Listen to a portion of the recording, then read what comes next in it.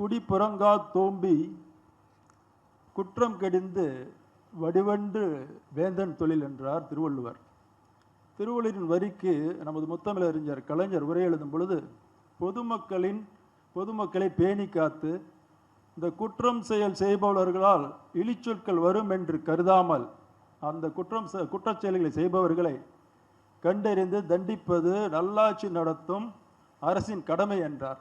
வள்ளுவரின் வரிகளுக்கேற்ப கலைஞரின் வழிகாட்டுதலின்படி பெண்கள் மற்றும் குழந்தைகளின் பாதுகாப்பு, சட்டம் ஒழுங்கு பராமரிப்பு, குற்றங்களை நடக்காமல் தடுப்பது, நடந்த குற்றங்களை கண்டுபிடிப்பது, போதைப் பொருட்கள் இல்லாத மாநிலமாக தமிழ்நாட்டை உருவாக்குவது, பொதுமக்களை பாதுகாப்பு என்ற பணிகளில் சீரிய கவனம் செலுத்தி நமது மாண்புமிகு முதலமைச்சர் அவர்கள் நமது தமிழக காவல்துறையை வழிநடத்தி கொண்டிருக்கிறார்.